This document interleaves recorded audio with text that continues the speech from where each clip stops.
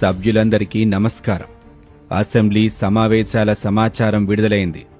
175కి 175 అన్నాం. ప్రజలు మనల్ని చీకొట్టి 11కి సరిపెట్టారు. ఏ మొహం పెట్టుకుని శాసనసభ సమావేశాలకు వెళ్తాన్లే అని, రాదు అని తెలిసినా సాధ్యం కాని ప్రతిపక్ష హోదా సాకుగా చూపించి ఇన్నాళ్ళు వెళ్లకుండా ఊరుకున్నాం. ఇక ముందు కూడా అలానే చేద్దాం. సార్ ఇక మీదట అలా కుదరదు సార్. ఏమైందన్నా, ఎందుకు కుదరదంటున్నావు? మనం 11 మంది ప్రమాణ స్వీకారానికి తప్పితే శాసనసభ వైపే చూడలేదు. మనం 11 మందని నాకు తెలీదా? అధికార పక్షం వాళ్ళు ఏకుతున్న జాల్దా నువ్వు కూడా గుర్తు చెయ్యాలా? అదే సార్, శాసనసభకు వెళ్ళకపోతే మన సభ్యత్వాన్ని రద్దు చేసే అధికారం స్పీకర్కు ఉంటుంది. అదే జరిగితే అన్నా జర తట్టుకో. ఈ 11 మంది కోసం మళ్లీ ఎన్నికలా? అవును సార్. మళ్లీ ఎన్నికలంటే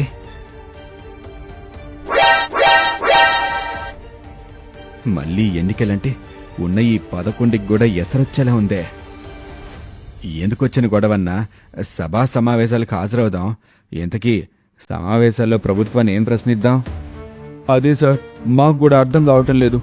రోడ్ల కోసం అడుగుదామంటే మనం 5 ఏళ్లు వేయకుండా వదిలేసిన రోడ్లు దాదాపు వేసేశారు.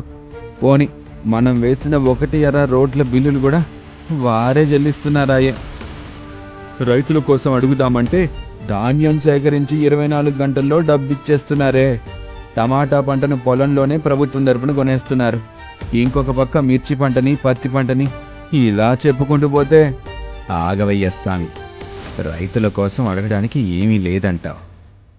నిరుద్యోగుల కోసం అడుగుదామంటే ఒక పక్క డిఎస్సి ప్రకటిస్తున్నారు, మరో పక్క మనం తరిమేసిన కంపెనీలని మళ్ళీ వచ్చేస్తున్నాయి. అంతేననుకుంటే దానికి తోడు కోట్లకు కోట్లు పెట్టుబడులు కూడా. ఇంకేంటి అడిగేది?